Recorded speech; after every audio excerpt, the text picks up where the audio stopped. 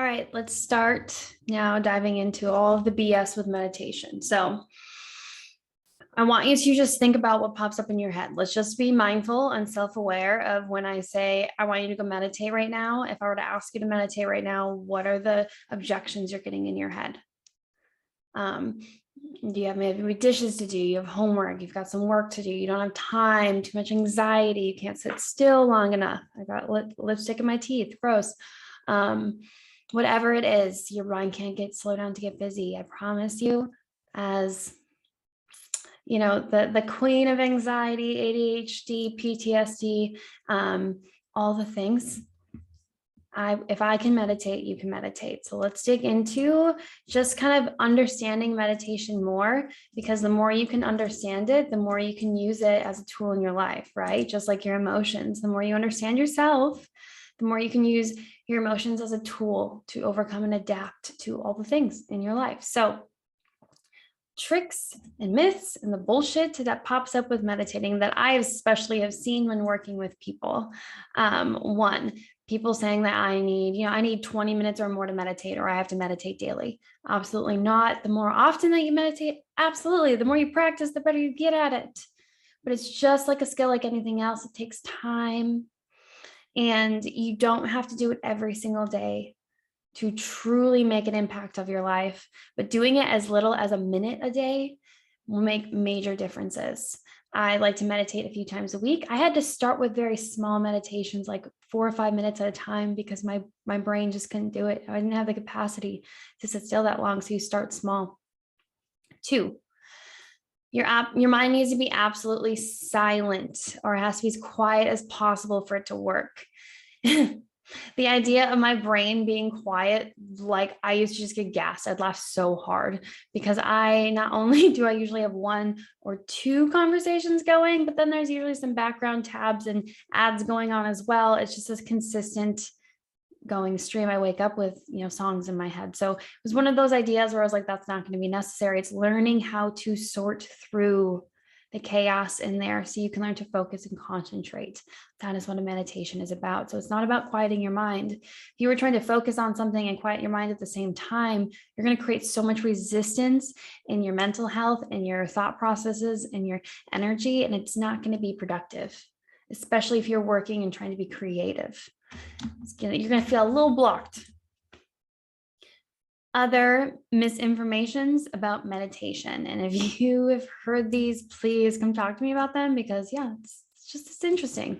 I've just kind of run into the whole, meditation in itself is a spiritual or religious practice, and it really isn't. It is a tool used in spiritual practices. It is a tool used in mental reprogramming and other religious things in the past, but it is not in itself made for or from spiritual or religious reasons. Now, it's not a religion in itself either, which is a question I do get often. The idea that you have to sit still all the time, or you even have to sit to meditate. I have a client who literally lays on an acupressure mat when she meditates. It's beautiful. Now, it all depends on the intention of your meditations and what you're using it for, what you're going to be doing. But you can meditate while walking, meditative stretching. I used to lift 5 times a week when I was a fitness coach, and I didn't realize that the 30-40 minute stretching routine I had beforehand, when I was just zen with my eyes closed, was meditative stretching and connecting with my mind to my body. And I noticed if I spent time stretching before I went to lift, really connecting my mind to my body, my lifts were so much better. That mind to body connection helps you master yourself even in higher dimensions. Okay, here's a big one. Should be expectations. This is setting expectations or outcomes on your meditations. Setting yourself up for unrealistic expectations is always going to set yourself up to fail and plant little seeds of resentment. So this meditation should make me feel better. This meditation should give me a white light or transcendental experience. This meditation should show me what my spirit guide is, anything like that. When you put expectations and attachments onto things, it becomes problematic.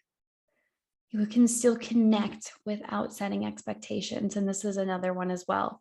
Non-attachment and full acceptance doesn't mean disconnection. When I ask you to not set expectations. I'm not saying disconnect. I'm saying don't attach, just accept and just be.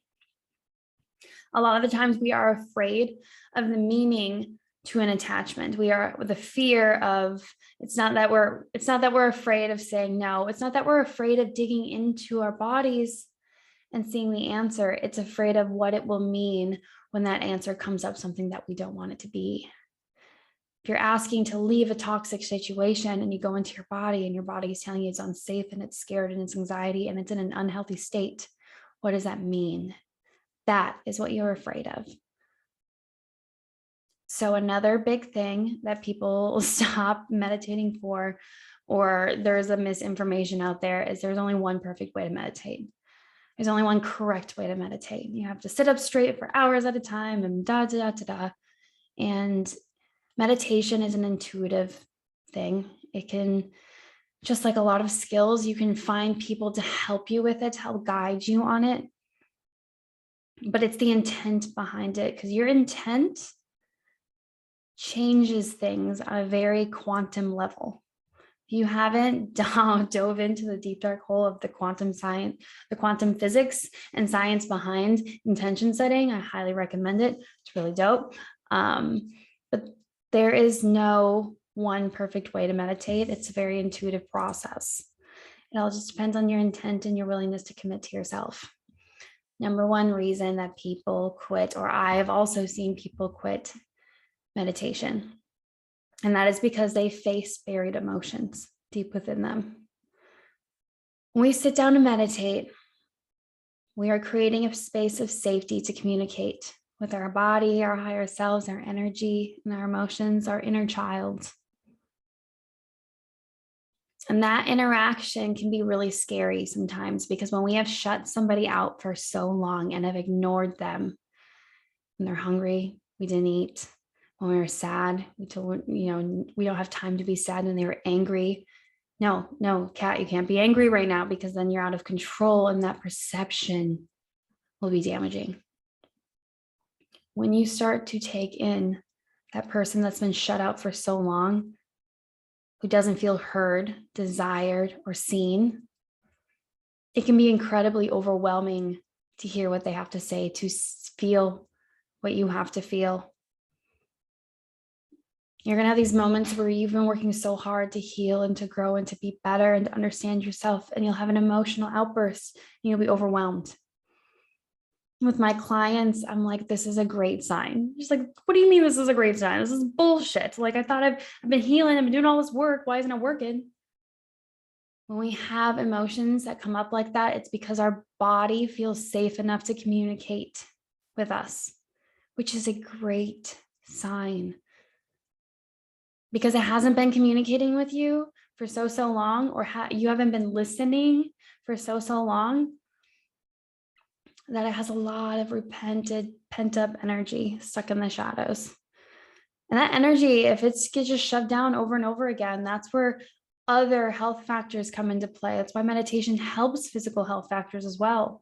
When I really started diving into meditative healing and meditation and energy work, everything like that, oh my gosh, my autoimmune diseases went into remission. Like, I can eat foods that used to just make me so incredibly sick. You can get to a healthy dimension of comfortability within your body. But sometimes facing the shit that is hiding within you, people just don't want to listen. You're a little scared, which I don't blame you. You're doing something you've never done, or maybe you have and you just haven't been ready to face till now. And it's going to be scary and it's going to hurt sometimes. The work isn't easy work. Not everybody does it for that reason. So be brave, have courage. Courage originally comes from the Latin word cur, which means heart. And courage is to have the bravery or the willpower to do what your heart desire is. So when you start to dig into and discover and engage in some emotional trauma and baggage, know that you're not alone. I'm here with you. But go in full force. Create healthy ways to cope. Because if you don't, it's going to be passed down and affect the people around you, and then nothing's going to change. Making meditation work for you is completely dependent on you and how your habits are. You could start off with walking meditation. You could start out with stretching meditation. You could start full in with just guided meditation, meditative dancing. There's so many different things. You just find what works for you and ask questions. People spend their entire lives studying and perfecting different ways to meditate or build meditation practices, and they make little books or courses like this to help teach you, get guidance from people that you admire in this space. How to meditate daily. Now, biggest thing I can say is set an intent, set a goal, and get some accountability. So put that shit on your story, ask other people to join you, but getting good meditations is huge.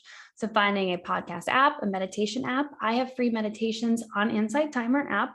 Highly recommend it. Otherwise, you were gifted over 21 plus meditations in here. And if you are ever looking for more or have an idea for one, please shoot me a message. I would love to create new ones that you guys need. Anything from inner child healing to spiritual transcendental moments to discovering what the goal is or the next step in your life is, or just anything like that.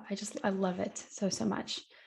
Find the right time to commit. Again, this is a commitment to yourself and your healing. Keep integrity to yourself. If you break promises to yourself, you say you're going to do this and you don't. If you break promises to yourself, you start to tell other people that it's okay for them to break promises to you as well. So hold integrity with yourself. Start with like 5 minutes a day. Do it slowly, do it easily. Do it when you put on makeup or getting ready. Visual meditations in the shower is great because it's like you are cleansing, you are refreshing, you are washing away all of the stress. It's a great way to do it. Try again like a meditation app or a guide. Don't expect immediate results. Don't put expectations on everything that you're doing. Allow yourself to heal. We have healing dysmorphia. When we break our leg, we seem to think like, okay, we can put a cast on it.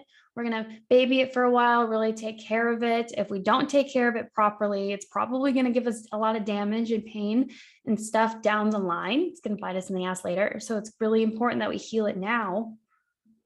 And it takes time. But for some reason with healing and meditation, we seem to think emotional healing. We just do a few meditations and we journal once or twice and, oh, we're all better.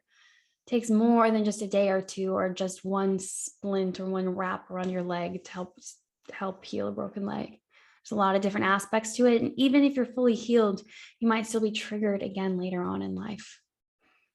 Taking the time to build a foundation and a structure is really, really important. So give yourself time. It's really hard to get discouraged when you're doing this inner work because you're doing it for yourself. And no external validation is going to happen, but trust that things are coming, you are growing, and continue to keep this integrity to yourself. Do it. And if you fuck up, okay, cool, plan to review, do it again. Just try, just get out there and do it. And if you need help, ask for it.